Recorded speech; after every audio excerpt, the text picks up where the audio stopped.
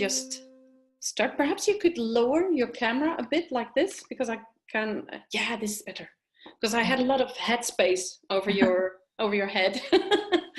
All right, so I will start doing the introduction and I will ask you to introduce yourself, okay? All right.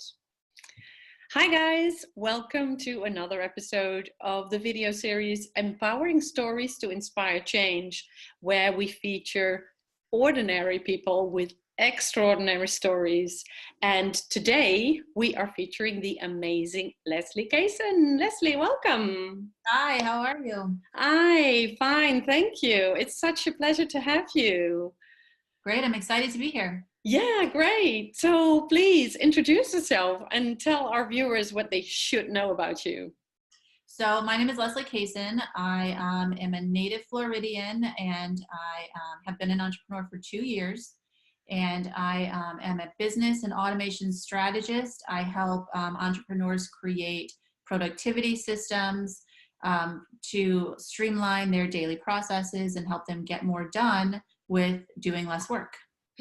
I love that. I love that. And I think it's so necessary that people really make the best use of their time. And yeah, I love what you do. That's great. Definitely. It's a great job. I get to use all my tech skills. And so I really love what I do. Oh, you're a techie. I am definitely a techie. Oh, I love that. I love that because I'm not. I really admire people who are the tech wizards. So that's lovely. Yeah. That's my wheelhouse. I love all that stuff. Amazing.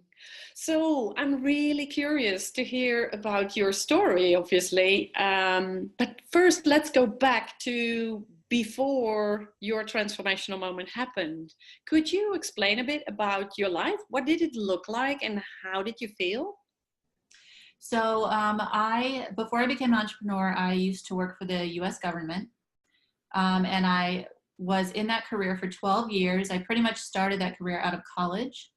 I went to college for that subject matter, and I jumped into that career at 23 and almost immediately hated it. I knew that it really wasn't for me, but I had been kind of groomed to do that kind of work. And so I followed that path, make the money, build the career, and it just wasn't for me. And I pretty much languished in that job for 12 years. Really? Desperately wanting to get out. And really always called to entrepreneurship, but really scared to dive in because I had no models. I didn't know anybody who was an entrepreneur. I didn't know anybody who was a successful business owner. And so I didn't have any models for it. And so I was scared to do it 12 years. But I finally made that leap. So what my life looked like then was I was super just unhappy, unfulfilled, knew that I wasn't in the right place, knew that I wasn't in the right career, but just really, really scared to make that change. Wow. So what kept you going? I mean, what made you get out of bed every day? Well, toward the end of my career, it became much more of a struggle. I knew that I wasn't aligned with the work that I was doing. I knew that I wasn't interested in doing that work, but I had been doing it for so long that I pretty much didn't have to think about it anymore. I just knew it like the back of my hand. And so it just became a cycle, just a repetitive everyday cycle of doing the same thing and not really paying attention to what my life was like because I was just so used to it. Yeah. So your life was on autopilot. Is that a good way to say it? Yeah, I just got up every day, took care of my responsibilities, went to work, did the same work. There was no challenge in it anymore because I'd pretty much done everything that there was to do in that job. And so there was no challenge in it. And so when there's no challenge in something, you just kind of sort of breeze through it, without even realizing what's happening.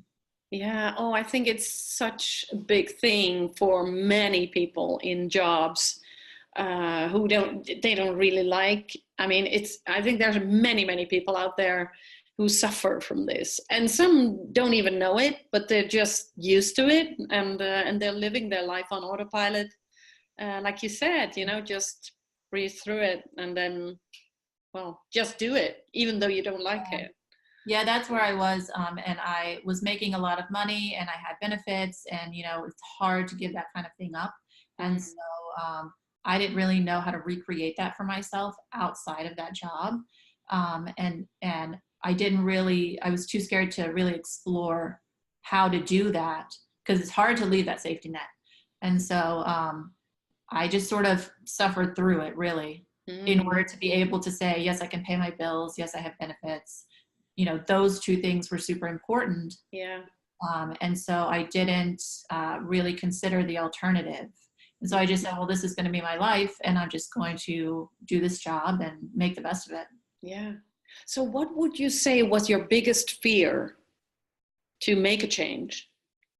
Really the fear that I wouldn't be able to do it because I didn't know what it looked like. I didn't know how to run a business. I didn't know, I didn't have anybody to reach out to help me run that business. I was pretty much swimming in this big ocean by myself. And so what scared me the most was that I was going to give up my income, give up my benefits, and I didn't know how to recreate that outside of that job. And Mm. so my biggest fear was that I would not get started. And then once I did get started, I would fail. I would fail and I would have to go back to that job. Mm. Yeah.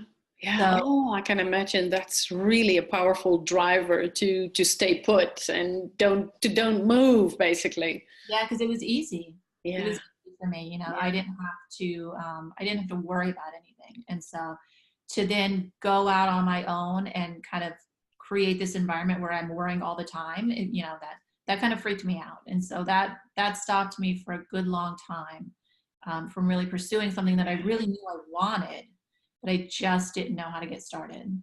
The funny thing is, how did you know you wanted to be an entrepreneur? I mean, you could have just changed jobs or anything, but really knew you wanted to be an entrepreneur. How did you know? I did know. And I think because I think things that recur for us, things that keep coming up for us, we kind of need to pay attention to. And so as I got into my career and as I began to know myself, I mean, I started that career at 23, I was super young. And so as I became really familiar with myself, I just always had that pull. I just always knew, I would always tell everybody I would leave this job and start my own business. Like that was the goal. It was never a goal to just get another job somewhere else in the government, because I knew that that wasn't my calling. I knew that wasn't what I was supposed to do. And so I would push it down, ignore it, say, I'm not going to do that. It's too scary. And then 6 months later, it would pop back up and I would say, really am called. I really want to do this, but I don't know how to do it. And so I would ignore it again. And that cycle just continued for years. Yeah. Yeah. Oh my goodness. 12 years. That's really a long time. It That's is a very amazing. long time. Yeah. So what happened to that made you decide to do it? So back in 2016, kind of a lot of different small things happened. I had a death in the family, and so that kind of made me reevaluate my own life and where I was in my life. Mm-hmm. I also was just at a point where the job had become so mundane and so rote. Like there was no challenge in it whatsoever. I was just kind of going day by day, and the office that I was in, that environment, it just wasn't. It didn't feel good. It got to the point where my emotional state and how I felt became too much. And so I said, I must make a change. I have to make a change, or, I'm 35 years old.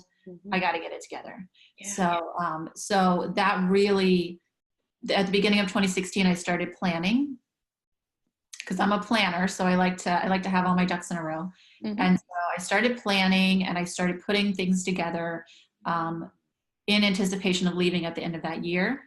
And I set a date, I set the goal, I had a financial goal, I set all of those different things. And as I saw myself accomplishing those goals, I said, okay, this could be a reality. This could be something that I could actually do, because I'm preparing to do it. And so I'm not just jumping out there, and hoping for the best. I'm actually preparing for this to happen. And so I set a date at the beginning of 2017, and I said, I'm sticking to that date. And when it came time to hand in that resignation letter, I had to force myself to do it. I had to force myself to hand in that resignation letter, but I knew as soon as I did that, there was no going back. And so that's how I took that year to really prepare myself mentally and every other way, to jump into this field that I really wanted to do. So would you say that it was, I don't know, a process that built up until the moment where you said, I just can't take it anymore? Or did the death of that relative influence, or I don't know, speed up that process? Yeah, so I always had known that I was going to eventually leave. I was going to eventually leave the government. I was going to do this, but I just didn't have a timeline. I didn't know when I was going to do it. And so doing that preparation and then having that death in the family really made me kind of evaluate my own mortality, and really kind of made me look like life is short. Life is very short. Yeah. And when you're at the end, you can't do it over. There's no going back. Yeah, it's true. And so it made me realize that I need to do what's best for me, because I'm going to be that age one day. I'm going to be in my 80s one day, sooner than I think. And I'm not going to be able, I don't get a second chance. I'm not going to be able to do this again. And so that was really the impetus for me to say, whatever happens, I'm doing it. Oh, I love that. I love that. I think it's such an important issue that you're addressing here. That, do you know the Legacy Project? I think it's an American university who started the Legacy Project, interviewing old people, really old, 80 plus. And they are interviewing them about their regrets in life.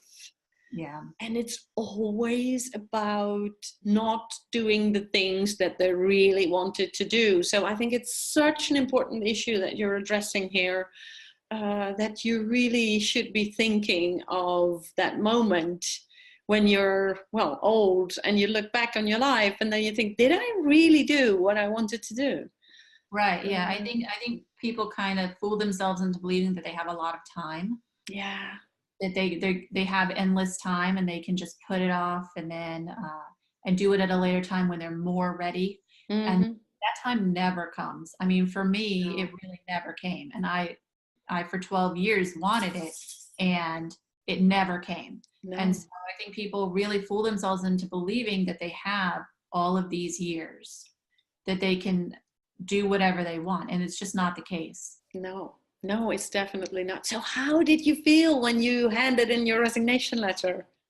Oh, it was exhilarated and so freaked out. I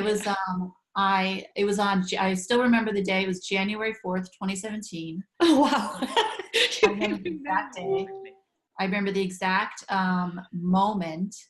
And I knew that this was the beginning, but I knew that I had a plan, but I still felt like I'm kind of going to be swimming upstream for a while. But I also knew this was the right thing to do. I knew for sure this was the right thing to do, even though I was scared. And even though I really didn't have like a full plan, I knew that I'm going to be okay. Whatever happens, I'm going to be okay. And so I was freaked out, but also just ready. I literally ran out of the building. I literally, when I left that last day, I literally like almost sprinted across the parking lot. I was like, I am done. And that was the best feeling, to know that finally, after these 12 long years, I am done with this. Wow. Oh, I can picture you doing that, just running and being, I am free. Yes, that's exactly how I felt. I felt like finally I'm going to do what I want to do. Oh my goodness. And then what happened? Then you started your own business, and then What happened? Yeah, so once I left the government, I then let everybody know, hey, I'm in business. The first business that I started was related to the work that I did with the government, and so I had a lot of contacts, and so I kind of just put the word out that I was open for business. Here I am. I'm a consultant. And so I started to get inquiries and I started to get referrals from people that I knew. And I started to work. I started to actually like put together services and put together pricing and do all of those things that you have to do as an entrepreneur. I started to actually have to do them because now I've got people who want to hire me. And so I got my first client in February of 2017. Wow. Like not even a month later. And so I didn't really know what I was doing in terms of how to sell or how to be the business owner. I knew how to do the work, which is a very different thing than having to do the business. Oh, yeah. And so I kind of had to make it up as I went along, but I knew how to do the work. And that's what I really held on to. I know how to do this work for you, and all of this other stuff, I'm going to figure it out. And so that's what I did essentially for probably a good 6 months. I just kind of figured it out. Wow. That's great. Good for you. Good for you. So how did you feel when you were doing all these new things? I really felt like, well, first I felt like it was a real challenge, which I hadn't had in a long time. And I actually felt like a business owner. Like when I got that first check, I actually have on my wall here a copy of that very first check that I got as a business owner. I actually put it on my wall. And when I got that first check and I deposited into a business bank account, I felt like, okay, I am doing this. I am a business owner, and this is going to be fine. You know, I had spent all that time being scared of everything, but really when you dive in and when you just do it, somehow it just all comes together and it just sort of seems to happen. Yeah. And so I was really still scared, still nervous, but super excited to actually be doing something that I really wanted to do finally. That's lovely. Yeah, I think it's so important what you're saying just here. I mean, it's just doing the work, and of course, you know, you feel the fear of, I don't know what happened next month or in a year or whatever, but you just have faith in yourself and in your product and your business, and you will be fine. I think that's really important that you share this. Yeah. It's definitely what I learned is that if you put in the effort, you're going to get a return. You know, it may not be on your timeline, but you really have to trust the process and trust that that it's going to, whatever is meant for you is going to come your way, and you just have to be there and be open to it. And so that's really what I've learned throughout this whole process is that you really can't control everything. And so you just have to be open. You just have to be open to whatever is going to happen, and you have to be in a place where you can say yes. So that's pretty much what I've been doing for the last 2 years. Wow, that's great. That's great. So if you, in retrospect, what would you say were the main lessons that you could share with our audience? So the first lesson I think is that you have to work through the fear, whatever that fear is for you. It doesn't have to be a business. It doesn't have to be anything major. But I think that don't ever assume that you have the time. Don't ever assume that you have enough time to do something. If you're fearful of it, do it anyway. You know, make the decision, jump out there and do it anyway. And I think the second big lesson is that you have to really be willing to sort of let go of control of everything and let things happen. Because one of the things that I tend to do is I like to have a tight grip on everything. I just want to be able to control it all. And I can't, you know, you just can't. There's so many variables in business that you just can't. And so I'm really learning to open up and let go of the control, and things happen so much easier when you do that. Yeah. Yeah. And I think the final thing is that don't languish in something that you don't love, because life is just too short. It's just too short. There's money out there. There's resources out there. You don't have to be stuck. You don't have to be stuck in something that you don't want to do. And so that's definitely one thing that I learned, is that I don't have to be stuck, and nobody has to be stuck. You know, it's just a matter of being a little bit creative. I mean, I just love these 3 lessons. I think it's such a beautiful mantra to be using. I don't have to be stuck. That it's, and I think that's, well, many people out there could use this. So yeah, I think it's great. So thank you so much for sharing your story and your lessons. And I think it could be a really true source of inspiration for many people who are stuck in a job that they hate. Yeah, I hope so. I hope that I can be kind of an inspiration to other people who really want to do anything else in their life. If I can do it, anybody else can do it. Yeah, and I think that's such a powerful thing to realize that you can do it, and you can do a lot more than you actually think. And that's the reason why I really want to put these stories out there, that you just to see and to hear from real people, and not just the highly educated ones and the professors and the PhDs, that it's really possible to live the life that you love. So thank you for sharing your story. And I'm sure we will be sharing your social links below this interview.